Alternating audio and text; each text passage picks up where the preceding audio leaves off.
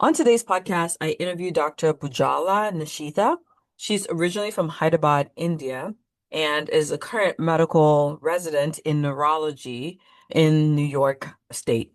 She is a movement disorders enthusiast and a writer, and she has extensive experience in U.S. clinical experiences, meaning she was able to be an international observer at institutions such as University of Florida, a visiting medical student at Johns Hopkins University, an international visiting medical student at University of Alabama at Birmingham, and several summer internship experiences that helped her build her application towards neurology. She also has experience as having obtained a preliminary position as a stepstone into her neurology training, and she is a future chief of her program this coming year. So she has a lot of experience to share with us today for IMG, who are navigating the process of applying into residency, specifically those of us who are interested in neurology as a specialty or subspecialties of neurology. So stay tuned and listen in. I hope you take home one thing that can help you on your IMG journey.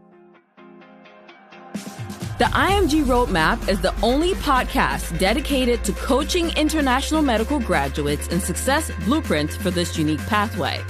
I am Dr. Nina Loom, your host, a previous IMG turned hospital medicine physician, healthcare administrator, speaker, and coach. I empower, encourage, and equip you with actionable steps that you can take towards the residency position of your dreams. I always get nervous right here, like right starting. Hi, everyone, and welcome to another episode of the IMG Roadmap podcast. And I'm going to leave that little line just where it needs to be because you guys need to know that sometimes before I hit record, I feel a flutter in my chest and then I can't breathe. And then I have to take a deep breath and it goes away. But I'm really excited to bring you guys this episode of the podcast. I have with me Dr. Nishitha, and you could tell us your name, where you're calling in from, what specialty you're doing. Let's hear it from you. All right. Hi, Dr. Lum. Thank you so much for having me. I know we've been wanting to do this for a long time now. I'm very happy to be here. But a little bit about myself. My name is Nishitha Pujala. I am from India, specifically from Hyderabad to the south of India. I did my medical school. I started med school in September 2015, and I finished it 2022. I always knew I was going to go into neurology, so I applied neuro in 2022. MASH in 23, and I'm a third-year neurology resident now in New York. I've come a long way from starting med school to now, and I'm happy to share my journey with you. Wow, it doesn't feel like it's been 3 years because I think I probably have been following you since before you got into resident. I know. I started my Instagram page much before I matched because I wanted to share my journey because 20 years down the line, I'm like, what is USMLE? I don't know anything about it. I forgot. It's mostly traumatic events and you forget your journey. So I wanted to document everything I was doing. So sometime in the future, I can go back and see, oh my God, I did all of this. And that's what my page is. It's a lot of documentation about the journey. Wow. Yeah, that's incredible. So you are, I'm assuming, in a 4-year neurology program? Yes, I did 1 year prelim and then the next 3 years on neurology. Awesome. And can you talk to us about your preparation for the USMLEs? Did you do that from your home country in India, or how did that work out for you? So I am someone who started preparing very early on because I always knew I was going to come to the US, so why delay? And then I thought I was going to give my step one in my third year of med school. That didn't happen for various reasons. I was distracted. I just didn't feel like it was the right time. So finally, when I took it, it was almost in my last year of medical school. I took it in March 2022. And once I started taking these steps, it was very fast because once you get into the rhythm of taking step one, I immediately took step two in 5 months, and then I took step three in the next 3 months. So I finished all the steps in a span of, I think, 9 months, and then applied for the match. So it was the right time, right place, or situation because I delayed it for so long. And then when I finally took it, I did it all rapidly. That's my step journey. I did prepare it while I was in India, but I took all the steps in the US. I stayed at a cousin's place and I took my step one, step two, step three, all in the US. So yeah, that's a little bit about my step journey. But I do know a lot of people want to know the step scores and what sort of... Yes, a lot of people want to know performance. They want to know what you used to study. They want to know where you went to medical school because that helps them to maybe come up with, do they have the appropriate background? Not that there's an inappropriate background, but they want to compare themselves with what you're doing. So as much as you can share will be helpful. Yeah, Yeah, sure. I went to Kamlini Institute of Medical Sciences. That's also in the place I was born. It's in Hyderabad, India. My step one, I'm just gonna go over the timeline. I'll give you the scores and what I did throughout the journey. I started applying for rotations way before. I took about 2 years to understand what rotations even meant and what sort of qualifications you're supposed to have. So my first rotation was in January 2022. I did a hands-on elective in University of Alabama. And then in February, I did a research elective at Johns Hopkins. And then in March, I took my step one. So all the time I was doing these electives, I was also preparing for step one at the same time. And I took my step one in March. And then April, May, June, July, August, I prepared for step two. And I took my step two in September. Step one was a pass fail, so I passed. And for step two, the one that I took in September, I got a score of 235. And then in step three, I took it in December, I passed. So that was all within 9 months.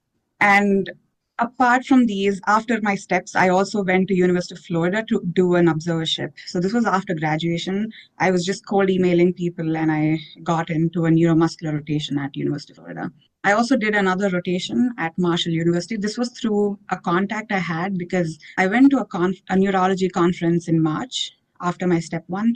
And I met a couple of residents from this program and I really connected with them. And one of the residents wrote an email to the program director saying, hey, we have this great applicant. Can she do an observership with us? So that was also a free observership and I shadowed them for a month. So my steps, my 3 electives / observership plus 1 research elective was all I had in my CV for my application. So a lot of people are going to have questions like, how did you line up what sounds like a good number of USCE? Many people end up having to pay for rotations, and even when they don't get high quality rotations, they're getting office-based work, shadowing somebody in a for-profit practice. And so it's usually a huge point of contention is how to get the USC. So can you speak with us first about that? And then I have lots of questions about completing the steps. Okay. To the first part of your question, how did I get all these rotations? Like I said, even before I started steps, I started planning my rotations because I knew I didn't want to waste a lot of money. I need to get some good quality rotations. So it was almost 1 year of work just looking into how to apply for these rotations, getting all those insane paperwork ready, going to med school, getting letters of recommendation, your health insurance, all of that, getting all of that and sending it to the universities. And multiple times I did get rejected. So I had a system where there's hundreds of universities in the US. It's not just one. So you write down all the email addresses for the neurology department and you cold email. And when you cold email, it's mostly, they know you're cold emailing because it's going to sound the same. It's going to sound very generic. So then I started to tweak them a little bit. I said, I used to address them personally and say, I'm interested in this geographic location and make very tiny changes into my email format to make sure they know that I'm writing it to one person and not to like 100 other people. And then I started getting some positive responses. That's how I got my hub elective. He said I had some good research experience. I did a little bit of lab research in my medical school. So that probably helped him to sort through all the applications he gets. And he said, let's get you a rotation for a month. And that's how I got the research elective. The UAB, the University of Alabama one, was simply through application. They have a tiny interview process where they just ask about yourself and make sure you're a normal person and they give it to you. It's a very expensive rotation though. They give you housing and the elective and malpractice insurance, all of that for $5,000. So that was the only rotation I paid for. The Hopkins elective, I think you pay some money for health insurance and some paperwork, but otherwise it's free. The observership I did at University of Florida, again, was free, but I did have to pay for the accommodation myself. And the other one I did at Marshall University was also free because it's an observership that I got through contacts. And the accommodation, actually, I didn't have to pay for because the resident I met, she was very nice. She let me stay at her house. So that was free. I wish more residents were like that, just connect with people and accommodate them. So in the future, they're very thankful. I'm very grateful for that resident that helped me out back then. Yeah. Yeah, that's incredible. Like just how much work you put into it. But I think some things that I'm hearing you say, and I want the listener who's listening to us right now, driving in the bus, in the car, or just passing time trying to learn about how they can get into neurology residency, is that you can obtain USCE on your own. That's the first takeaway. And then secondly, you can obtain USCE at academic centers on your own. You can also pay for those experiences And paying for an experience is actually the norm if you think about it, because US medical students are paying upwards of hundreds of thousands of dollars for their clinical years of medical school.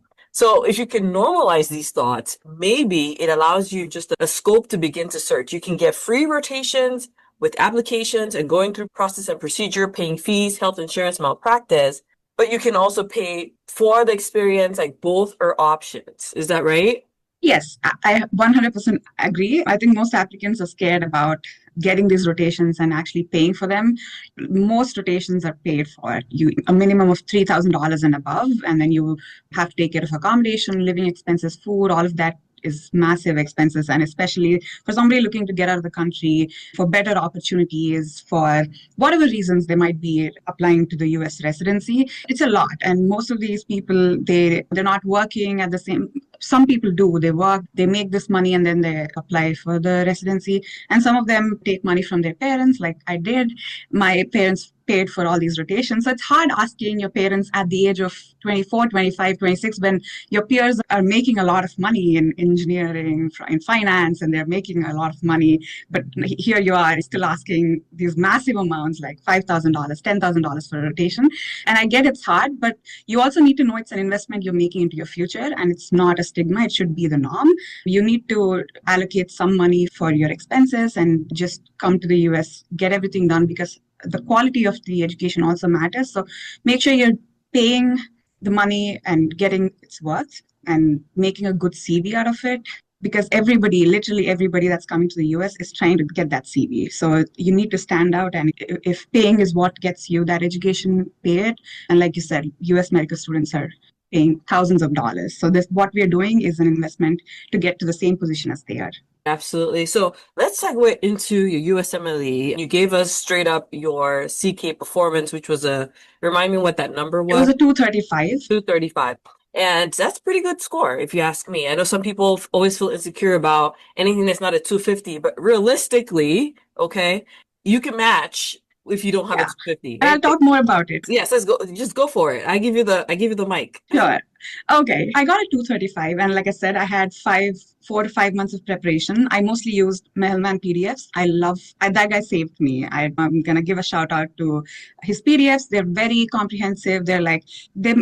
USMLE steps are mostly about getting into the mind of the NBME. You need to know what they are asking, because they are always asked the same thing.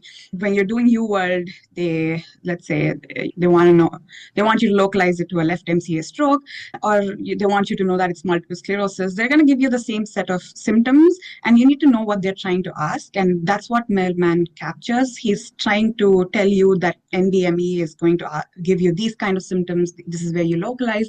And that helped me understand what the questions are asking and understand how NBME functions.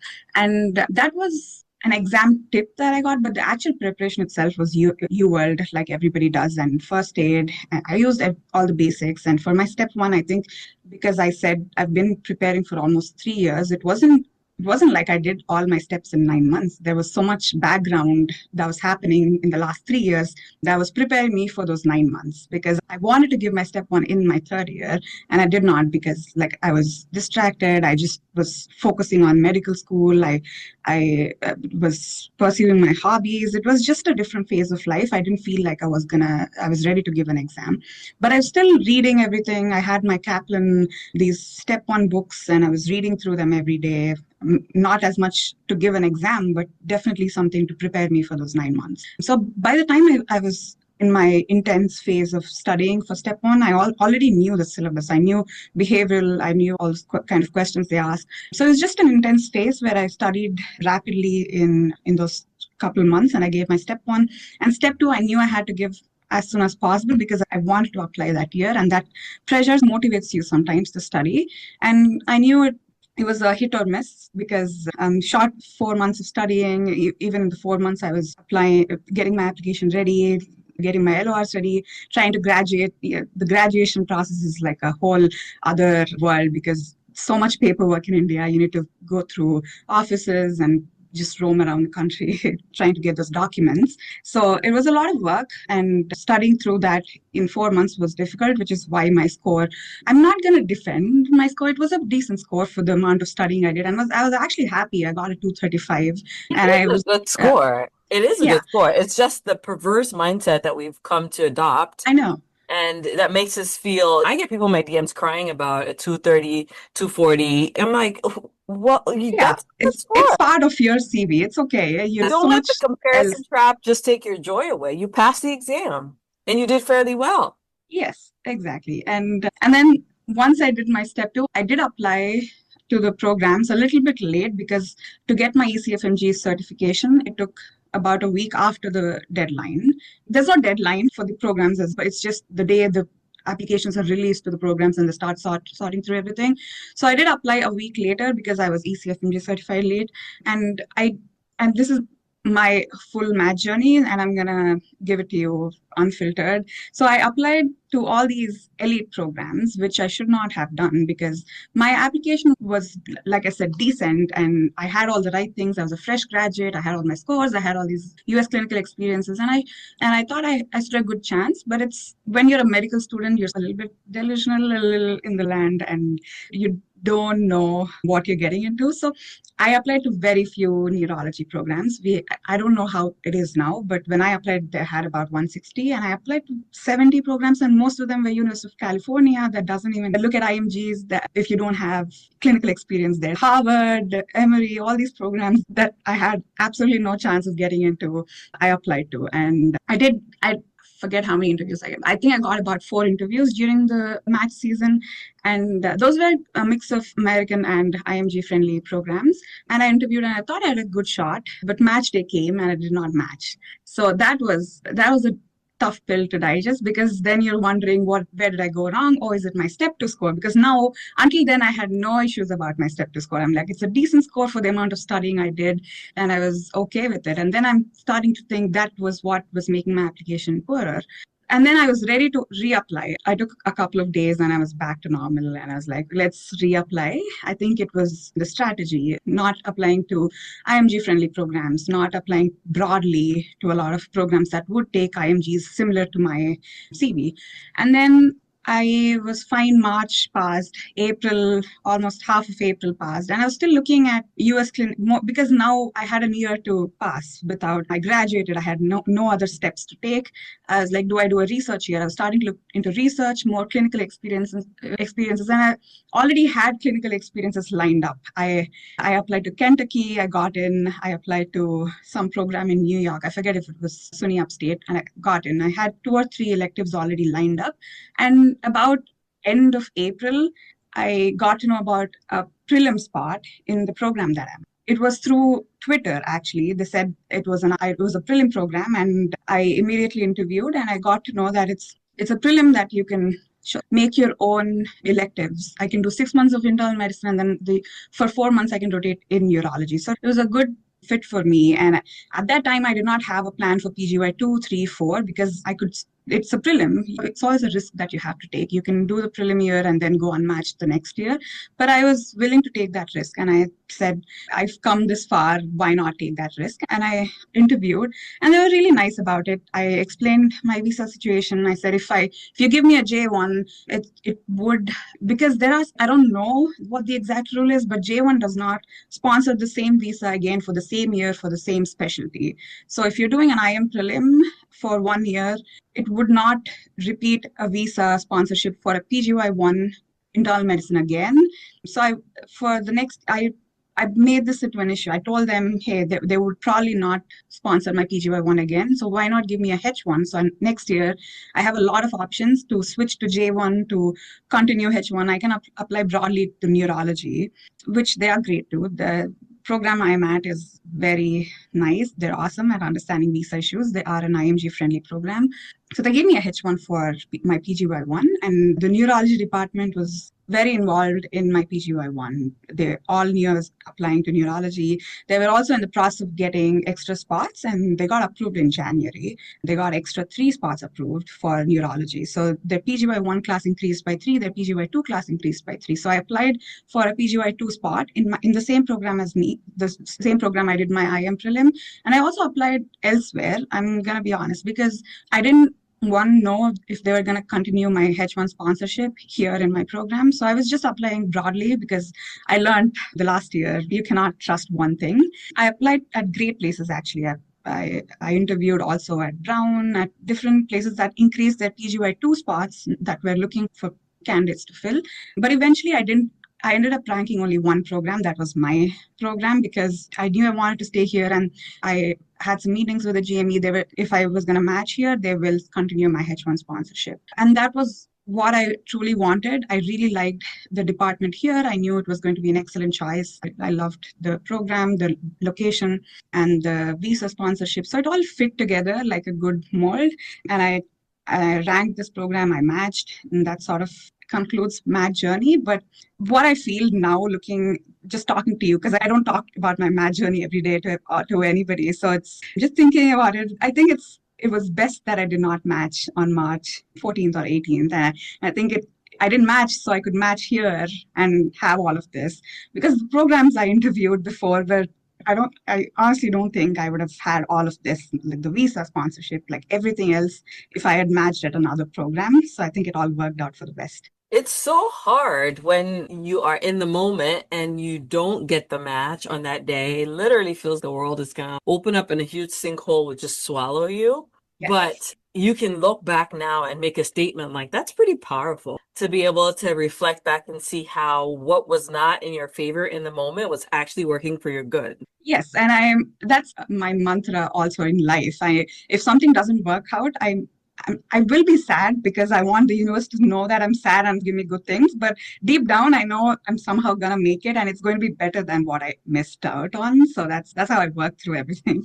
And I think that's very encouraging for everyone that's listening to us right now, whether or not they're applying into a neurology program, is one, you can look at your backup options even through a SOAP application or applying outside of the match. You can consider preliminary positions. However, the caveat that you shared is with a J1, if you consider, let's say you take a PGY1 position and a J1 visa, the following year, you're expected to progress and not regress. So if you're not progressing like into another PGY2 and so on and so forth, it is hard to justify repeating a PGY1 year on a J1 because that is not the premise for which the visa is intended to fulfill. So on an H-1B, which is a work visa, you have a little bit of laxity to be able to work in any capacity as a resident physician. So that's what Dr. Nishitha was talking about earlier when she said having a J1, she could not just go back into another PGY1 with such ease. But I think another thing that you said that stood out to me is the ability to negotiate with programs, the audacity to ask for what you need.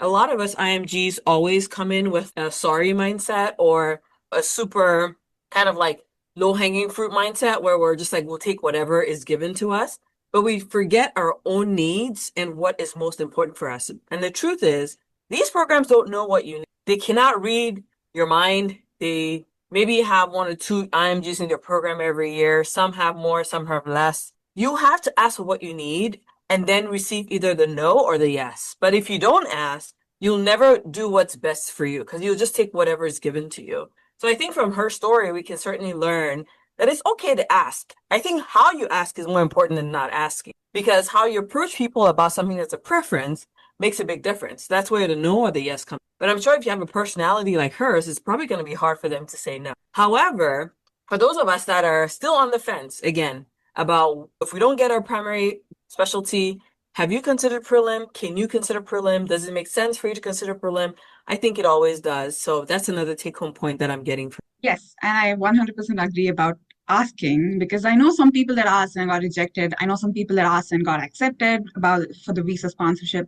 So but it's good to ask, right? Like you're not gonna fail just by asking. And even the asking, you need to know like the correct things to ask for. You explain your situation, you're like, this is not going to work out and this is how I want to proceed. And they're always willing to listen. Like the opposite end is not some sort of a villain in the story that's, trying to hinder you from coming to the US. There are people that gave you an opportunity, they gave you a position in their program. So they are trying to work with you to get you here. Always ask. If you get rejected, that's up to the gods. Absolutely. And I feel like there's a difference between asking and demanding. Asking is hopefully you're allowing them to reason with you and to see why you're requesting what you're requesting. Demanding would be just expecting a certain outcome, not applying emotional intelligence in your conversation or email communication or however you're communicating with them. So I think there's also like a technique with asking, which should employ emotional intelligence so as you can reach the other party where it matters most. So let's segue into, we've talked about just your pathway into neurology, which is very unique. How would you advise someone who is now interested in neurology and is coming in as a non-US IMG or even a US IMG, but they have their eyes set on neuro and they want to know how to prepare themselves for the next application cycle with the goal of neurology in mind? What are some key tips for them that they should implement based on you being a PGY3? I'm sure now you've seen everything. So yeah.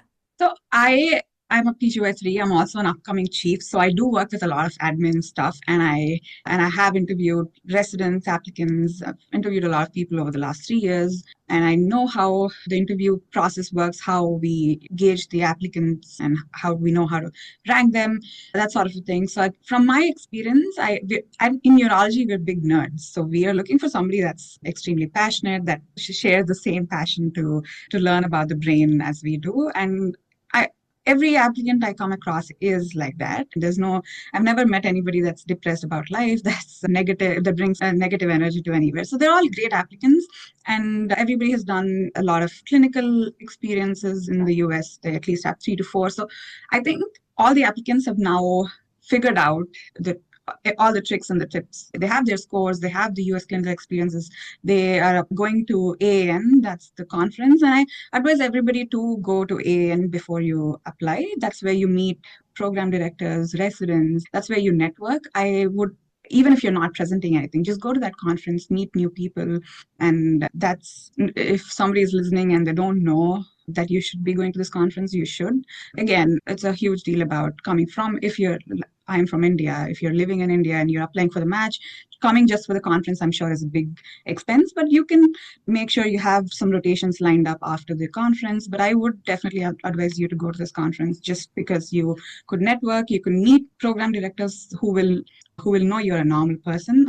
One of my juniors, she met my assistant program director at a conference. That's how they met. And when she interviewed, she already knew a lot of things about her. She knew that she was I keep saying normal person because there are some people that are not so normal, that just are very introverted. And not being an introvert is not the issue. Not being able to communicate is the issue. And gauge the person based on, is this person able to communicate when doing patient care? And that's what we're looking for when we're talking to you. We're looking for all these qualities. Are you a reliable person? Are you going to do what you're told?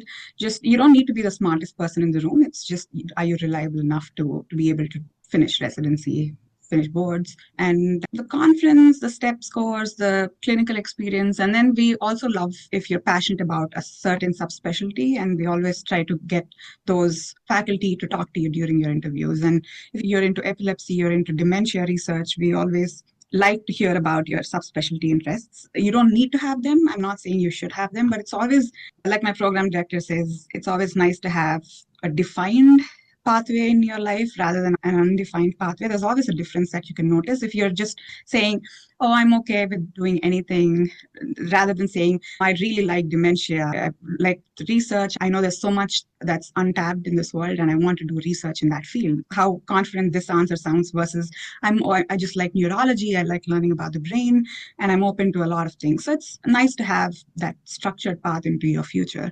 I think that's pretty much it for neurology. We're just great nerds and we're looking for the same passion from the applicant. I think being a well-rounded applicant, which is like a cliche word, but being able to prove your interest in the specialty is super important. And conferences is a great way to connect with people, especially when you have zero connections. You can attend one conference in 2 or 3 days and make so many connections that you would have never made in 3 years. So if, for those people who are always asking, how can I build connections to network? The first place to start would be at a medical conference of your specialty choice. And for neurology, she's recommending AN, which I believe is American Academy of Neurology, correct? So Yes. as we're speaking, let me just look it up to see when the next AAN meeting is for 26, because that could inform our listener of what to plan for. So it looks like they're meeting in Chicago, April Yes. 22nd. And if I was applying into residency at any point in the future, one of the things that I would do is I'll visit the website of my organization of specialty of interest. And then I'll be looking out for when there's accepting abstracts. Now, for this one in April, as an example, maybe it may be too late to submit. I don't know, but you should check, okay? However, if you know that you're going to do this in the next year or two, this is a perfect time to begin to look at who is presenting, what did they present when you get to the conference, and what can I create as far as an abstract publication, whatever, to submit for future approval. And I think that's a key way that you can get yourself something to include in your application, specifically under the research and publication section, because you can claim an oral presentation, you can claim a case report that makes it to conference. There's so many simple, lower tier academic scholarly activities that you can utilize to your advantage. What is your take on research and neurology? My take would be do as much as you can. Not everybody has the opportunities in your undergraduation or even post-graduation to actually do all this research. So try to be involved as much as you can. Just try writing case reports, abstracts, and after your graduation, just you don't necessarily need to take up research, unpaid research positions, but if that's what it needs for your application, let's say you have a 215 on your step to score. I don't like using red flags, but it's definitely gonna pull your application down with a 215 because there will be filters. I would take up that research position, get more research, and get a niche in your CV that will help the program director know that you're very interested in the field and you're going to advance the field in the field. That's something you should be looking at just as an overall in to stand out in your application and just as a segue into your future. If you start doing research early on, even in your residency, you can continue it. In your fellowship, you can continue it. It's not, your life is not, it doesn't end with match. It keeps going and it's a long future. You think when you get into residency, that's it. Oh, I'm all done. But no, you still have fellowships and after that you have your career, right? What do you envision for your career? And if research and staying in academic institutions is something that you envision for your future, then you should start doing research early on. Doesn't matter if you do it for the CV, it doesn't matter if you do it for the future.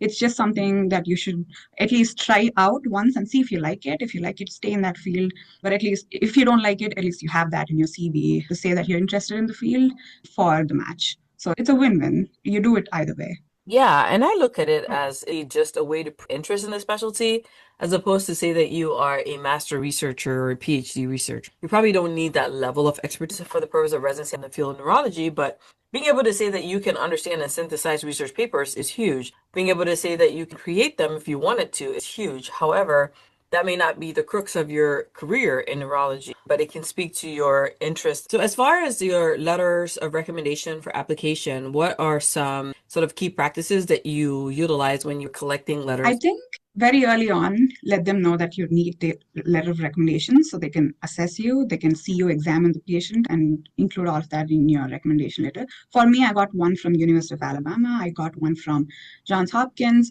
I got one from Marshall University, and I got one from University of Florida. So these were all the letters that I used.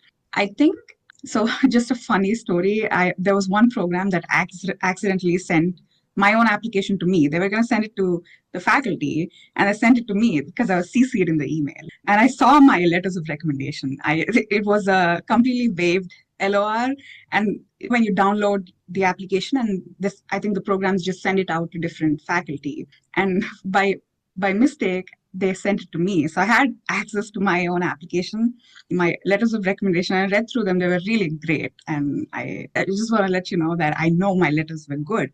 And especially the one from Marshall University, he spoke about how even as an IMG, it's very difficult to stand out, but I stood out amongst even the internal medicine resident rotators, the PGY1s and the medical students. And I always waited to give an answer because there's 5 people rotating with one attending. And when he asks a question, I think everybody wants to answer at the same time.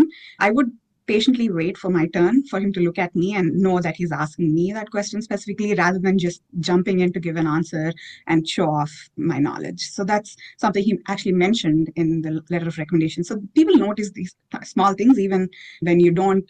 It wasn't a conscious decision. It's just my personality. I would wait until everybody took turns or they're waiting for me to answer. And these letters are great. They spoke about my research abilities, my clinical skills, and I think it had everything that a program director would be looking for that hit all the right spots. Yeah, I was gonna say relation, that's a pretty big, I don't know, faux pas, but I guess it worked to your advantage that you're able to see what was being is dropping on a conversation that could literally make or break your life. So that's pretty cool that it happened that way. So, what are some final thoughts for IMGs who are scared, afraid, terrified, maybe they're not feeling adequate or good enough to pursue whatever specialty it is that they're pursuing? I know you get a lot of people as well that reach out to you asking for tips and advice, like just how do you handle it all? What do you tell that person? Yes, I recently spoke to a guy from my med school. He was a junior and he was asking me just how to navigate this process. They're new to the system and they're like, what do we do now? And you pass step one. Is the journey worth it? Because now this is a long journey. Is a step two, and then you're applying for the match, uncertain, you go unmatched, you apply again and again. And there's a lot of people that he told me applied for 3 years and did not get in. My advice would be do it anyway. It's the same advice I gave him. I'm like, but you cannot predict the future, so just do it now. And if it doesn't work out, you don't necessarily need to know what you're going to do, but know that you will have a plan B, if not now, in the future. You'll always have ways to make up for a lost opportunity, a lost match. You can apply again, you can match. If you apply again, you don't match, then you look for other options. There's always pathways for you to succeed in life, and success is not measured by how much money you're making. It's just you dreamt of being a doctor, and you are a doctor. So you always get those milestones as you go. It doesn't matter when you get them. You're always going to reach the same point. If I did it at 24, somebody else is going to do it at 27, and somebody else is going to do it at 30. But eventually, let's say at 35, I'm making 200K, you're making 200K. We're all reaching the same spot, just different parts in life. And if I'm doing neurology and that makes me happy, and I'm applying to movement disorders in the future, that's also going to make me happy. And that's how you should look at life. It's not one path for everybody. You all are going to reach the same milestones. It's just a matter of time. Wow. Wow. Yeah, I totally agree with you. Like one of the things that hold us back as IMGs is there's just a lot of ruminating, debating, self-questioning instead of just taking an action. Like take one action, whatever it is. It's the same thing. Like I get people who say, I want to do the US MLEs. Okay, what have you done? Have you registered? Okay, no, I haven't registered. I'm not ready. Until you register and you put that money down and you have a deadline, you're not going to perform and you're not going to ever be ready. But once you register and you have a tentative date, whether it's 6 months out, the game is on and you're more likely to psychologically start to take the action you need to prepare. You want to do USCE, instead of thinking about it or reading blogs about it, apply for one or two. Cold email, just like Dr. Nishitha did, or pay an organization. But you have to start doing something to know what kind of result can come out of it. And the pet peeve I have, which I'm not saying you shouldn't email me, but I get this email all the time. What are my chances in this specialty with this background? And I'm like, until you actually put an application, nobody has a crystal ball. Nobody knows exactly what your future is going to be. Everybody that you're admiring took an action. They did something to get from where they're at to where they want to be. So instead of ruminating, questioning, self-doubt, just do one thing, not everything, just one thing. Pick the lowest hanging fruit and start with it. Do you agree? I agree. And if there's a one-liner to take away, it'll be do it now, worry later.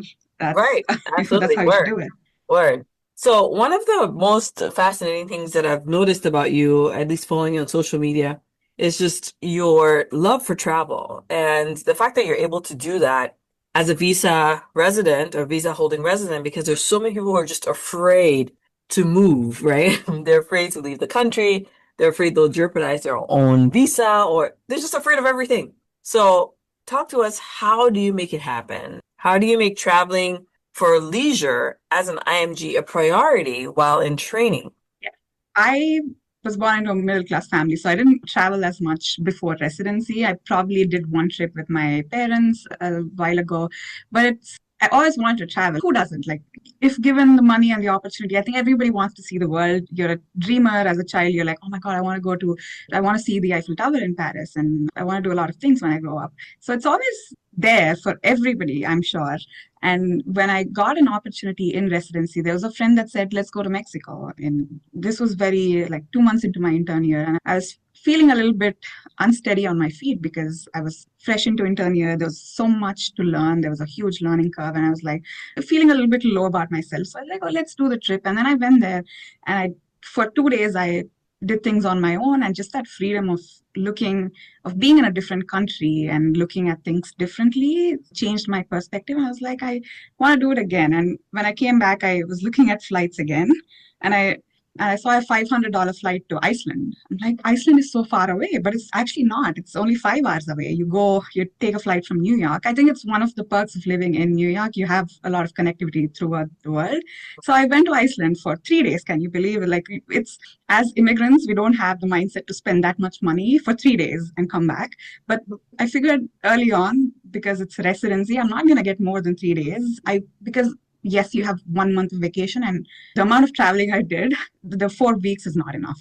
So I used to take personal days, just combine it with a golden weekend if I ever get one, and started traveling for 3 days. And when I got my 2 week vacation, I went to India to renew my visa. And that's a lot of similarities to any other visa holder. Even if you're on a H1, J1, you need to go to your home country to get it renewed if you want to travel. So I'm on a H1. I got my first H1 for a year because it was a prelim position.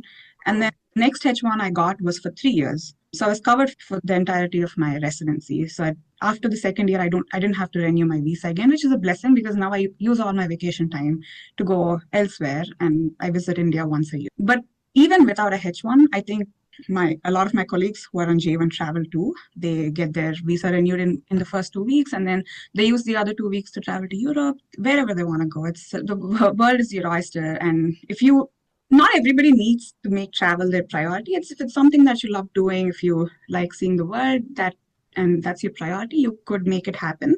It's difficult in residency for sure. You're working for 60K, you're paying a lot of that as your rent, your expenses, and you want to save some, you're paying for your cars, that's your choice. For me, what worked out in my favor was cheap rent because my program gives subsidized housing. So this is a studio, and I only pay $750, and it's in New York, and if I have to be open about my salary, it's $84K a year because it's New York. I do pay taxes. And even after that, it's only $750 for the studio. So I do have a lot that I can save every month that I use for travel. And because it's a priority to me, I don't have a car, I don't have a house, I don't have a lot of savings to buy a house. And I felt like that's okay with me. I just want to see the world now. And when I have a chance to save in the future, buy a house, yes, I will do that. I'm not opposed to doing things the normal way. I want to buy a house, I want to buy a car. I'm not a nomad living out there. It's something that I enjoy doing. So I go there, and I always love to come back home. Yeah, I love that. You go and you love to come back home. And I think it's probably encouraging for other IMGs to remember that they can still live their lives even while they're going through the process of being on a visa and investing. Maybe there's somewhat relative uncertainty for the future, but there is uncertainty everywhere you go. Even if you're not an IMG, there'll be always some level of uncertainty. But it's okay to enjoy your life. It's okay to enjoy your life in residency. And yes, you're fortunate to be in New York City where you have options for multiple airlines and different things. But even if you're listening to this and you are in the middle of nowhere, Alabama, Mississippi, you could still make a good living out of where you're at, enjoy your time here while you're working, and not have a miserable existence because you are an IMG. What are your future plans for your career as you're looking forward to chief year and even after residency? Chief year is exciting. I recently we asked for new chairs to the resident room, and they got delivered. So we're very happy about very tiny things, right? Like you're chief and you're getting all these things done. So some people, it's a double-edged sword sort of a thing because being a chief, some people like it, some people don't like it. I'm just excited about this opportunity. That's all. I don't have any feelings about negative or positive feelings about it. I just want to know where it leads me So that's chief year. My future plans, I am applying to movement disorders. The application season just opened 10 days ago. So I'm getting all my personal statements again, my CV, my letters of recommendation, and I will interview throughout this year and we match next year. So looking forward to that. I always wanted to be a movement specialist, and that's why I came into neurology. I really love learning about Parkinson's, Huntington's. That's where my spark lights. So that's what I wanted to do for the rest of my life. And I'm excited to apply, become an attending in an academic setting. I don't know if I'm going to work in research in the future, but I definitely want to be involved in medical education, work with med students, be in an academic setting rather than private practice. But it's never say never. We don't know. I don't know what the future holds. So we'll see. For now, it's the fellowship. I still want to travel and see where life takes me. Absolutely incredible. And we wish you nothing but the very best with your plans towards fellowship and subsequently academic neurology. Like you said, that's what sparks you, and we hope that you get all that and more. So how does an IMG reach out to you if they have questions, they want to continue this conversation, they want to connect with you, even possibly to get some recommendations for themselves or just some advice? Yes, I have a page. It's called The Girl Next Doctor. So I get multiple DMs every day. I try to answer them as I go, but I really like it if you have specific questions for me. Because if you ask me a general question like how do I navigate USMLE? That's a broad question. Like, how do I begin to answer that? But if you have specific questions for me, like I'm coming to New York, where do I stay? I want to apply to this program, but they're asking me this specific document that I have no idea about. And I'm very happy to answer questions like that. So ask me specific questions. I'm always ready to answer because I know what it takes to get to this position, ready to help. Just get into my DMs. The ID is The Girl Next Doctor. Absolutely. So we will be putting that in the show notes. And for anyone who wants to connect with you, guys will have her Instagram handle in the show notes so you can reach out to her and make your necessary connections. So thank you so much for joining us today. And we hope nothing but the best for you and we wish you much success, especially as you become chief. And hopefully you advocate for residents, specifically IMG residents in your program in the future. And that's what we need more of. We need to see IMGs taking up leadership positions such that it's not really about nepotism or helping other IMGs out, but it's about implementing or allowing for implementation of policies that favor everyone and are inclusive of IMGs as well. So we wish you the very best in your future position. Thank you for having me. Look at you. I'm so proud of you for listening until the very end. And because of that, you deserve a reward. And I want you to go right now to drninaloom.com and download any of my free ebooks, whether it's for electives or clinical rotations, or even just whatever trials come your way as you navigate your IMG journey. Stay tuned for another episode coming up next.